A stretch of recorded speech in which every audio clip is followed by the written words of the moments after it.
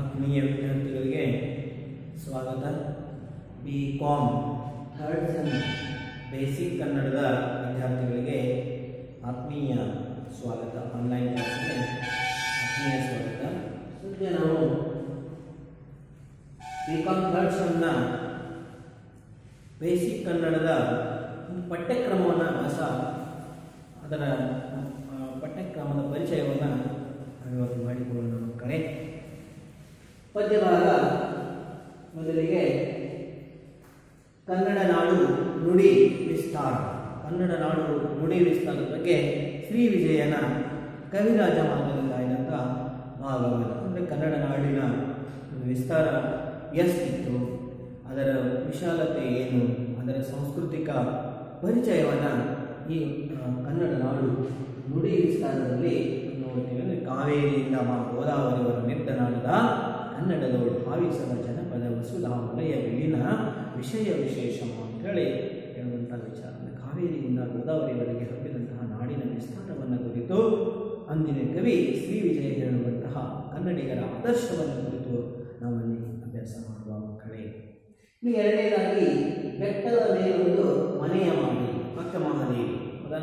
ಕನ್ನಡದ ಮೊದಲ ಕವಯತ್ರಿ, ವಚನಕಾರ್ತಿ ಅಂಥೇಳಿ ಕರೆಸಿಕೊಳ್ಳುವಂತಹ ಅಕ್ಕ ಮಹಾದೇವಿ. ಅಕ್ಕ ಮಹಾದೇವಿಯ ವಚನಗಳನ್ನು ನಾವಲ್ಲಿ ಅಭ್ಯಾಸ ಮಾಡ್ತೀವಿ. ವಚನ ಅಂದರೆ ಸಾಮಾನ್ಯ ಅರ್ಥದಲ್ಲಿ ಮಾತು. ಹೌದಾ? ವಿಶೇಷವಾದ ಅರ್ಥದಲ್ಲಿ ಹಾಡಿದರೆ ಹಾಡಾಗುವ, ಓದಿದರೆ ಗದ್ಯವಾಗುವ ಕನ್ನಡ ಸಾಹಿತ್ಯದ ವಿಶಿಷ್ಟ ಸಾಹಿತ್ಯ ಪ್ರಕಾರವೇ ವಚನ. ವಚನ ಅಂದರೆ ಪ್ರಮಾಣ, ಭಾಷೆ ಅಂತ ಹೇಳಿ ನಾವು ನೋಡ್ತೀವಿ. ಅಂತಹ ವಚನಗಳನ್ನು ನಾವು ನೋಡ್ತಾ ಇದ್ದೀವಿ. ಅಕ್ಕ ಮಹಾದೇವಿ ವಚನಗಳು ಬೆಟ್ಟದ ಮೇಲೊಂದು ಮನೆಯ ಮಾಡಿ ಮೃಗಗಳಿಗೆ ಹಂಚಿದರೆ ಅಂತಯ್ಯ ಅಂತೇಳಿ ಪ್ರಶ್ನೆ ಮಾಡ್ತಾರೆ. ಸಂತೆಯಲ್ಲೊಂದು ಮನೆಯ ಮಾಡಿ ಹತ್ತಕ್ಕೆ ನಾಚಿದರೆ ಅಂತಯ್ಯ. ಹೀಗೆ ಕೇಳ್ತಾ ಇದ್ದಾರೆ, ಪ್ರಶ್ನೆ ಮಾಡ್ತಾ ಇದ್ದಾರೆ. ಹೇಳೋಕದಲ್ಲಿ ಹುಟ್ಟಿ ಬಂದ ಬಳಿಕ ಸುತ್ತಿ ನಿನ್ನೆಗಳು ಬಂದರೆ ಒಬ್ಬ ತಾಳದೆ ಸಮಾಧಾನಿಯಾಗಿರಬೇಕು ಅಂತ ವಚನಗಳು ಜೀವನದ ಅನುಭವದ ಸಾರಗಳನ್ನು ಹೇಳುವಂಥವು, ಜೀವನಕ್ಕೆ ಆದರ್ಶಗಳನ್ನು ಮೂಡಿಸುವಂಥವು.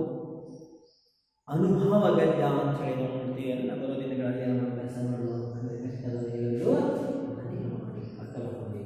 ಇನ್ನು ಮೂರನೇದಾಗಿ ಗುರುಭಕ್ತಿ ಸರ್ವಜ್ಞ.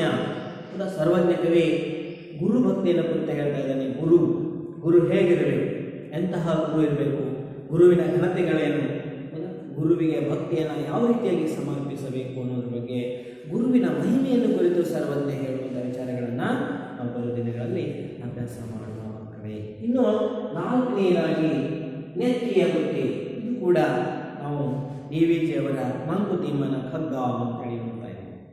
DVG ಅವರು ಸಾಮಾನ್ಯವಾದಂತಹ ಭಾಷೆಯಲ್ಲಿ, ಸರಳವಾದಂತಹ ಭಾಷೆಯಲ್ಲಿ ನೈತಿಕತೆಯನ್ನು ಹೇಳ್ತಾ ಇದ್ದಾರೆ, ಆದರ್ಶ ವಿಚಾರಗಳನ್ನು ಹೇಳ್ತಾ ಇದ್ದಾರೆ. ನೆತ್ತಿಯ ಬುತ್ತಿ ಅನ್ನುವಂತಹ ಲೇಖನದಲ್ಲಿ ನಾವು DVG ಅವರ ವಿಚಾರಧಾರೆಗಳನ್ನು ನಮ್ಮ ಜೀವನ ಹುಲ್ಲಾಗು ಬೆಟ್ಟದಲ್ಲಿ ಮನೆಗೆ ಮಲ್ಲಿಗೆಯಾಗು ಅಂಥೇಳಿ ನೋಡ್ತಾ ಇದ್ದೀವಿ.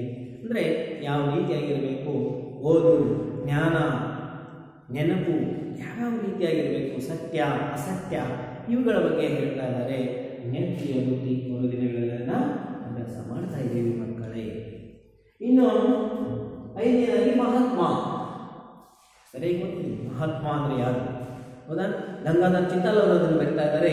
ಮಹಾತ್ಮನ ಬಗ್ಗೆ ಬರ್ತಾ ಇದ್ದಾರೆ. ಮಹಾತ್ಮ ಗೊತ್ತಿದೆ, ಗಾಂಧೀಜಿ. ಮಹಾತ್ಮ ಅನ್ನುವಂತಹ ಮಹಾ ಪ್ಲಸ್ ಆತ್ಮ, ಮಹಾತ್ಮ. ಆ ಮಹಾತ್ಮನ ಬಗ್ಗೆ ವಿಚಾರಧಾರೆಗಳನ್ನು ವ್ಯಕ್ತಪಡಿಸ್ತಾರೆ ಗಂಗಾಧರ್ ಚಿತ್ತಲ್ ಅವರು. ಗಾಂಧೀಜಿಯವರ ಜೀವನವನ್ನು ಕುರಿತು ಅವರ ಜೀವನದ ಮೇಲೆ ಬೆಳಕನ್ನು ಚೆಲ್ತಾ ಇದ್ದಾರೆ ಗಂಗಾಧರ್ ಚಿತ್ತಲ್, ಮಹಾತ್ಮ. ಇನ್ನು ಆರನೇದಾಗಿ ಪ್ರೀತಿ.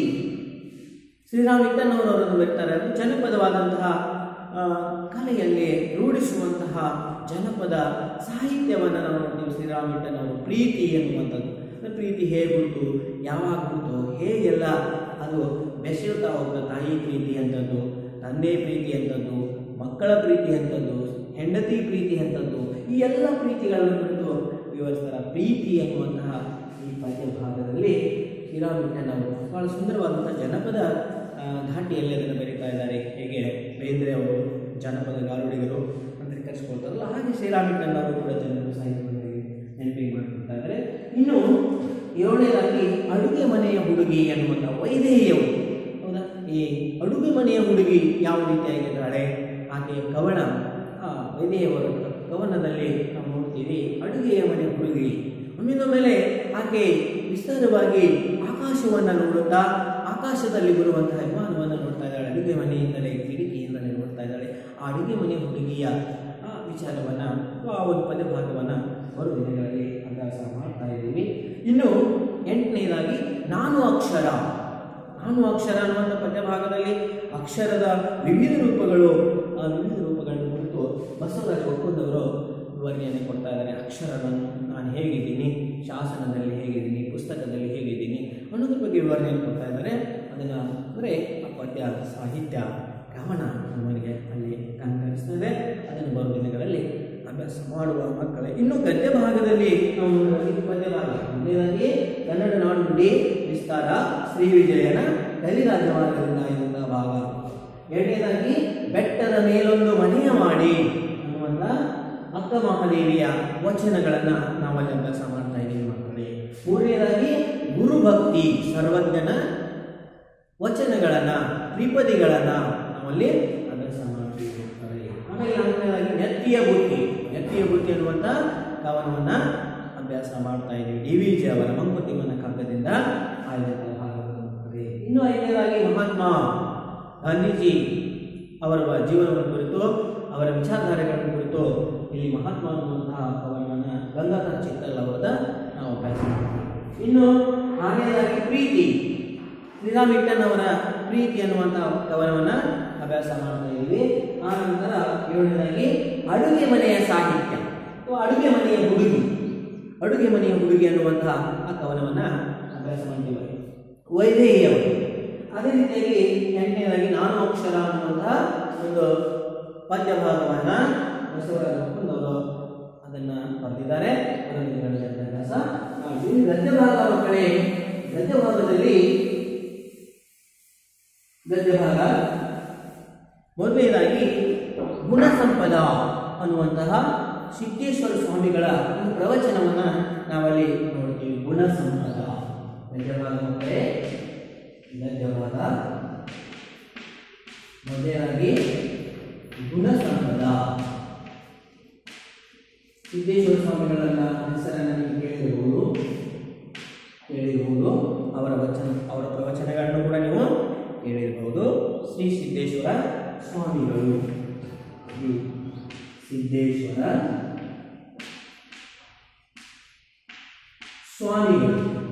ಸ್ವಾಮಿಗಳನ್ನ ಬರೀತಾರ. ಹೇಗೆ ಮನುಷ್ಯನಿಗೆ ಆಸೆ ಅನ್ನೋದು ಏನೆಲ್ಲ ಮಾಡಕ್ಕಾಗ್ತಿರ್ತದೆ ಅನ್ನೋದ್ರ ಬಗ್ಗೆ, ಗುಣ ಸಂಪದ, ಗುಣ ಇದವನು ಎಲ್ಲೆಲ್ಲ ಬದುಕ್ತಾ ಇದ್ದಾನೆ. ಆದರೆ ಹೌದಾ, ಆಸೆ ವರ್ಗ ಅಥವಾ ಹೊಟ್ಟೆ ಕೆಚ್ಚು ಯಾವ ರೀತಿಯಾಗಿ ಸಮಾಜವನ್ನು ಅಥವಾ ತಮ್ಮ ಸಂಸಾರವನ್ನು ಕೆಡಿಸುತ್ತದೆ ಅನ್ನೋದಕ್ಕೆ ಉದಾಹರಣೆಗಳನ್ನು ಕೊಡ್ತಾ ಇದ್ದಾರೆ. ಕಥೆಗಳ ಮೂಲಕ ಸುಂದರವಾಗಿ ನಿರೂಪಿಸ್ತಾ ಇದ್ದಾರೆ. ಅದನ್ನು ಬರೋ ದಿನಗಳಲ್ಲಿ ಅಭ್ಯಾಸ ಮಾಡುವ ಮಕ್ಕಳೇ. ಇನ್ನು ವೈಚಾರಿಕತೆ, IH ನರಸಿಂಹಯ್ಯನವರು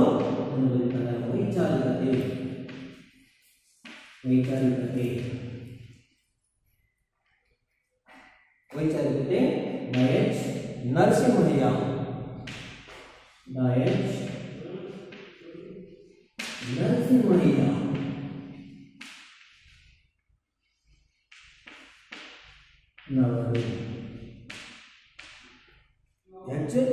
ನರಸಿಂಹಯ್ಯನವರು. ಇನ್ನು 3ನೇದಾಗಿ ಚಿಟ್ಟೆಯನ್ನು ಹುಡುಕುತ್ತಾ ಹೊರಟ ಹೂವು, ಅನುಪಮ ನಿರಂಜನ್. ಚಿಟ್ಟೆಯನ್ನ ಹುಡುಕುತ್ತಾ ಹೊರಟ ಹೂವು, ಅನುಪಮ ನಿರಂಜನ್. ನಿರಂಜನರ ಹೆಸರು ಕೇಳಿರಬಹುದು. ಹೌದಾ, ನಿರಂಜನ್ ದೊಡ್ಡ ಸಾಹಿತಿ, ಅವರ ಹೆಂಡತಿ ಅನುಪಮ ನಿರಂಜನ್. ಚಿಟ್ಟೆಯನ್ನು ಹುಡುಕುತ್ತಾ ಹೊರಟ ಹೂವು ಅನ್ನುವಂತಹ ಅವರ ಆತ್ಮಕಥೆಯನ್ನು ನಾವು ನೋಡ್ತೀವಿ. ಚಿಟ್ಟೆಯನ್ನು ಹುಡುಕುತ್ತಾ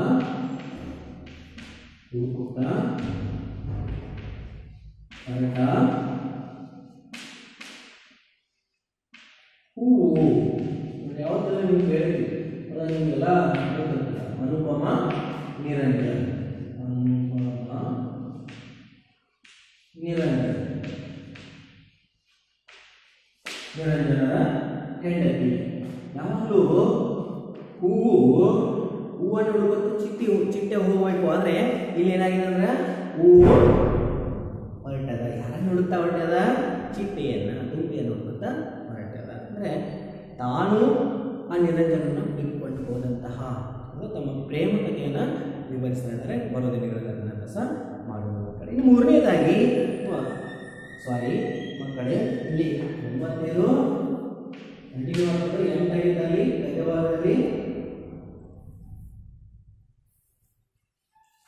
ಪದ್ಯಭಾಗದಲ್ಲಿ 8 ಆಗಿದ್ದು, ಇಲ್ಲಿ ಗುಣ ಸಂಪದ 9, ಆನಂತರ ಇದು 10, ಆನಂತರ ಇದು 11, ಇನ್ನು 12ನೇದಾಗಿ ನಾವು ಏನು ನೋಡ್ತಾ ಇದೀವಪ್ಪ ಅಂತಂದ್ರೆ ಬೆಳದಿಂಗಳಲ್ಲಿ ಅರಳಿದ ಮೊಲ್ಲೆ. BGL ಸ್ವಾಮಿಯವರ ಬೆಳದಿಂಗಳಲ್ಲಿ ಅರಳಿದ ಮೊಲ್ಲೆ. ಬೆಳದಿಂಗಳಲ್ಲಿ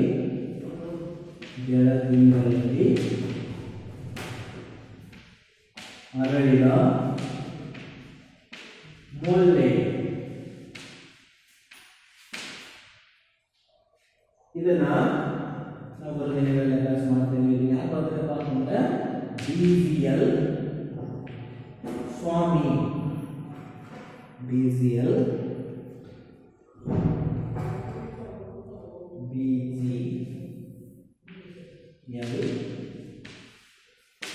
ಸ್ವಾಮಿ. BGL ಸ್ವಾಮಿ ಅವರದನ್ನ ಬರೀತಾರೆ. ಬೆಳದಿಂಗಳಲ್ಲಿ ಅರಳಿದ ಮೊಲ್ಲೆ. ಇನ್ನು 13ನೇದಾಗಿ ಟಾಲ್ಸ್ಟಾಯ್ ಬೆಳೆದ ನಾಡಿನಲ್ಲಿ. ಟಾಲ್ಸ್ಟಾಯ್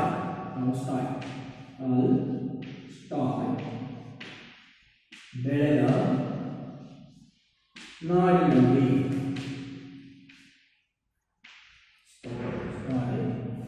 ಬೆಳೆದ ನಾಡಿನಲ್ಲಿ, ಬೆಳೆದ ಮಲೆನಾಡಿನಲ್ಲಿ. ಬೆಳೆದ ಟಾಲ್ಸ್ಟಾಯ್ ಬೆಳೆದ ಮಲೆನಾಡಿನಲ್ಲಿ. ಮಲೆನಾಡಿನಲ್ಲಿ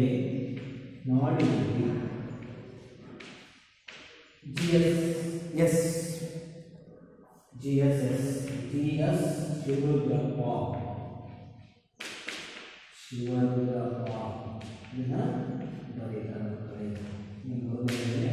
ಟಾಲ್ಸ್ಟಾಯ್ ಅವರು ಬೆಳೆದಂತಹ ಒಂದು ಆ ಜಾಗ ಮಲೆನಾಡು. ಇಲ್ಲಿ ಆ ಒಂದು ಕವಿಯ ಆ ವಾತಾವರಣವನ್ನು ಅಥವಾ ನಿಸರ್ಗ ಪ್ರೇಮವನ್ನು ಕುರಿತು ಒಂದು ಲೇಖನ ಇದೆ. ಅದನ್ನು ವರದಿಗಳಲ್ಲಿ ಅಭ್ಯಾಸ ಮಾಡ್ತೀವಿ. ಇನ್ನು 14ನೇದಾಗಿ ಕುರುಡು ಕಾಂಚಾನ. ಮಕ್ಕಳೇ, ಕುರುಡು ಕಾಂಚಾನ ಸರ್ ಅಂದ್ರೆ ಕಾಂಚಾನ, ಕುರುಡು ಕಾಂಚಾನ. ಹಣ ಹೇಗೆ ಇದೆ? ಕುರುಡು ಕಾಂಚಾನ ಗೊತ್ತಿರ್ಬೋದು. ಕುರುಡು ಕಾಂಚಾನ ಅಂದರೆ ಈ ಕುರುಡು ಕಾಂಚಾನ ಅನ್ನುವಂತಹ ಈ ಹಣದ ಬಗ್ಗೆನೇ ವಿವರಣೆಯನ್ನು ಕೊಡ್ತಾ ಇದ್ದಾರೆ. ಗರಾದೆ ಅಂದರೆ ಹಾಲಿಗೆ ಬಿದ್ದವರ ತುಳಿಯುತ್ತಲಿತ್ತು, ಊದೋ ಎನ್ನುತ್ತಲಿತ್ತು. ಹೌದಾ? ಕುರುಡು ಕಾಂಚಾನ ಕುಣಿಯುತ್ತಲಿತ್ತು, ಕಾಲಿಗೆ ಬಿದ್ದವರ ತುಳಿಯುತ್ತಲಿತ್ತು. ಅದು ಹೇಗೆ ಕಾಂಚಾನ ಈ ಹಣದ ಹಿಂದೆ ಏನೆಲ್ಲ ವ್ಯವಹಾರಗಳನ್ನು ಮಾಡ್ತಾರೆ. ಪ್ರಹ್ಲಾದ್ ಅಗಸನಕಟ್ಟೆ ಅವರು ಇರ್ತಾರೆ. ಪ್ರಹ್ಲಾದ್ ಅಗಸನಕಟ್ಟೆ ಅವರು ಇದನ್ನು ಬರೀತಾರ. ಹಣದ ವಿಕಾರತೆಗಳನ್ನು ನಾವು ಹೇಳ್ತೀವಿ. ಇನ್ನು 15ನೇದಾಗಿ ವೀರರಾಣಿ ಬೆಳವಡಿ ಮಲ್ಲಮ್ಮ.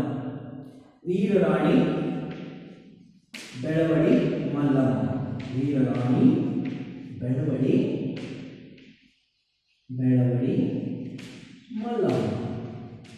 ಬೆಳವಡಿ ಮಲ್ಲಮ್ಮ. ಹೆಸರು ಕೇಳಿರ್ಬೋದು. ಹೌದಲ್ಲ ಮತ್ತೆ? ಹೇಳಿದಿರಿ. ವೀರರಾಣಿ ಬೆಳವಡಿ ಮಲ್ಲಮ್ಮನ ವಿಚಾರಧಾರೆಗಳನ್ನು ಅಥವಾ ಆ ಮಲ್ಲಮ್ಮನ ಕ್ರಾಂತಿಕಾರಿ ಅಂಶಗಳನ್ನು ನಮ್ಮ ಮುಂದೆ 2 ಪಾಟೀಲ್ ಅವರು ಯೋಜಿಸ್ತಾರೆ. 2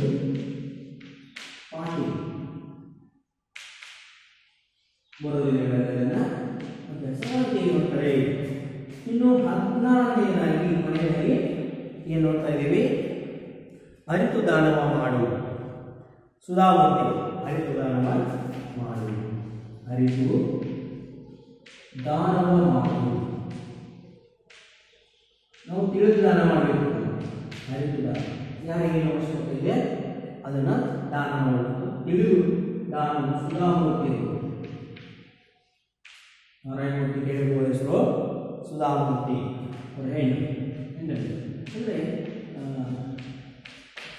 ಅವರಲ್ಲಿ ಸುಧಾಮೂರ್ತಿ ಅವರ ಲೇಖನವನ್ನು ನಾವು ಅರಿತು ದಾನ ಮಾಡಬೇಕು. ಈ ಒಂದು ಸೆಮಿಸ್ಟರ್ನಲ್ಲಿ ಮಧ್ಯಭಾಗದಲ್ಲಿ ಗುಣಸಂಪದ 9ನೇ ಗುಣಸಂಪದ ಶ್ರೀ ಸಿದ್ದೇಶ್ವರ ಸ್ವಾಮಿಗಳು ಅವರ ವಚನಗಳನ್ನು ಅಂದರೆ ಪ್ರವಚನಗಳನ್ನು ನಾವೇನು ನೋಡ್ತೀವಿ.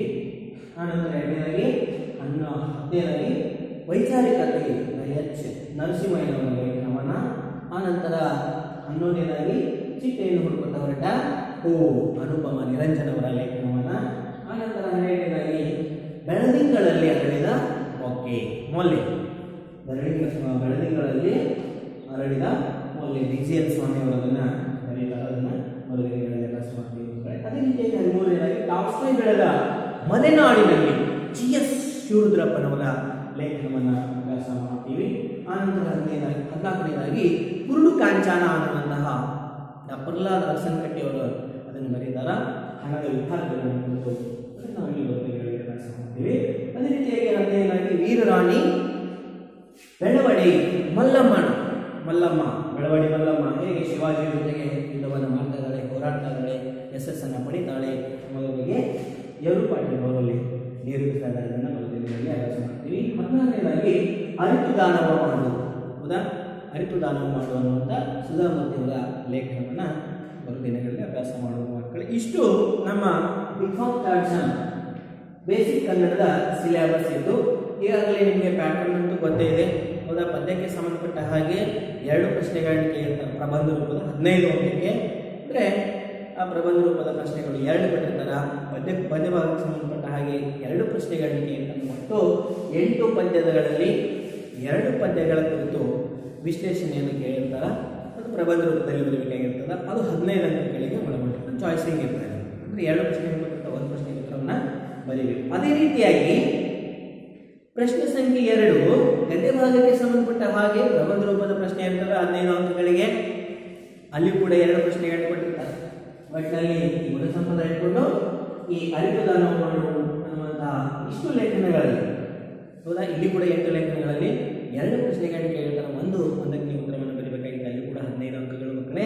ಆನಂತರ ಈ ಪದ್ಯ ಮತ್ತು ಗದ್ಯ ಭಾಗ ಸೇರಿಸಿ 3ನೇ ಪ್ರಶ್ನೆ ಏನಿರ್ತದೆ ಟಿಪ್ಪಣಿಯನ್ನು ಕೇಳಿರ್ತಾರೆ. 6 ಟಿಪ್ಪಣಿಗಳನ್ನು ಕೊಟ್ಟಿರ್ತಾರೆ ಮಕ್ಕಳೇ. ಅಲ್ಲಿ 4 ಟಿಪ್ಪಣಿಗಳನ್ನ ಬರೀಬೇಕಾಗಿದೆ. ನಮಗೆ ವಿಶೇಷ ಸಂಬಂಧಗಳಿಗೆ ಟಿಪ್ಪಣಿಗಳನ್ನು ಕೇಳಿರ್ತಾರೆ. ಗದ್ಯ ಭಾಗದ 3, ಪದ್ಯ ಭಾಗದ 3. ಒಟ್ಟು ಅಲ್ಲಿ ನಮಗೆ ಏನು ಮಾಡಬೇಕಾಗಿದೆ ಆ 4 ಪ್ರಶ್ನೆಗಳಿಗೆ ಅಂದರೆ 20 ಅಂಕಗಳು. ಒಂದು ಪ್ರಶ್ನೆಗೆ 5 ಅಂಕ, 20 ಅಂಕಗಳನ್ನು ನಾವಲ್ಲಿ 15 + 15 + 20 ಅಂದರೆ ಎಷ್ಟಾಯಿತು? 30 + 20 55. ಇನ್ನು ಪ್ರಶ್ನೆ ಸಂಖ್ಯೆ 4 ಸಂದರ್ಭ ಸಹಿತ ಸ್ಪಷ್ಟೀಕರಿಸಿ. ಬೇಕಾದ 5 ಕೊಟ್ಟಿರ್ತಾರೆ. ಇಲ್ಲಿ ಕೂಡ 15 ಅಂಕಗಳನ್ನ ನಾವು ನೋಡ್ತೀವಿ. 5 ಪ್ರಶ್ನೆಗಳನ್ನು ಕೊಟ್ಟಿರ್ತಾರೆ. ಒಟ್ಟು ಇಡೀ ಪಠ್ಯಕ್ಕೆ ಸಂಬಂಧಪಟ್ಟ ಹಾಗೆ ಅಲ್ಲಿ ಸಂದರ್ಭವನ್ನು ಯಾರಿಗೆ ಹೇಳಿದರು ಅದರ ವಿಶ್ಲೇಷಣೆಯನ್ನು ಬರೀಬೇಕಾಗಿರ್ತದೆ. ಈಗೆಲ್ಲ ಕಳಿಸೋದು ವಿದ್ಯಾರ್ಥಿಗಳು ಪ್ಯಾಟರ್ನ್ ಅಂತೂ ಸೇಮ್ ಇದೆ. ಇಲ್ಲಿ 5ರಲ್ಲಿ 3 ಪ್ರಶ್ನೆಗಳಿಗೆ ಉತ್ತರವನ್ನು ಬರೀಬೇಕು. ಇನ್ನು ಕೊನೆಯ ಪ್ರಶ್ನೆ ಸಂಖ್ಯೆ 5ರಲ್ಲಿ ನಾವು ಒಂದೊಂದು ವಾಕ್ಯದಲ್ಲಿ ಉತ್ತರಿಸಿ. ಇಡೀ ಪಠ್ಯಕ್ಕೆ ಅನ್ವಯಿಸಿದ ಪದ್ಯ ಭಾಗ ಇರ್ಬೋದು, ಗದ್ಯ ಭಾಗ ಎರಡನ್ನೂ ಸೇರಿಸಿ ಒಟ್ಟು 15 ಅಂಕಗಳನ್ನ 15 ಅಂಕಗಳಿಗೆ ಪ್ರಶ್ನೆಗಳಿಗೆ 15 ಪ್ರಶ್ನೆಗಳಿರ್ತವೆ. ಒಂದು ವಾಕ್ಯದಲ್ಲಿ ಅದನ್ನು ಉತ್ತರವನ್ನು ಇಷ್ಟು ಅಂದರೆ 15 + 15 30 + 20 ಎಷ್ಟಾಯಿತು? 50 + 15 + 15 ಅಂದರೆ ಒಟ್ಟು 80 ಅಂಕಗಳು. ಇನ್ನು ಉಳಿದ 20 ಅಂಕಗಳು ನಿಮ್ಮ ಅಸೈನ್ಮೆಂಟ್ ಆಗಿರ್ಬೋದು, ಆಮೇಲೆ ಅಟೆಂಡೆನ್ಸ್ ಆಗಿರ್ಬೋದು, ಆನಂತರ ಫಸ್ಟ್ ಟೆಸ್ಟ್ ಅಂದರೆ ಮೊದಲನೇ ಕಿರುಪರೀಕ್ಷೆ ಮತ್ತು 2ನೇ ಕಿರುಪರೀಕ್ಷೆಗೆ ಸಂಬಂಧಪಟ್ಟ ಹಾಗೆ ಒಂದು 4 ಅಂಕಗಳು, ಒಂದು 10 ಅಂಕಗಳು. ಹೀಗೆ ಒಟ್ಟಿನಲ್ಲಿ ನಿಮ್ಮ 20 ಅಂಕಗಳು ನಮಗೆ ಇರ್ತವೆ. ಹೀಗೆ ಇಷ್ಟು ನಾವು ಸಿಲೆಬಸ್ ಬಗ್ಗೆ ಇವತ್ತು ಸಾಕು ಅಂತೇಳಿ ಅನ್ನಿಸ್ತಾ ಇದೆ. ಬರೋ ದಿನಗಳಲ್ಲಿ ಪಠ್ಯವನ್ನು ನೋಡುವ ಮಕ್ಕಳಿಗೆ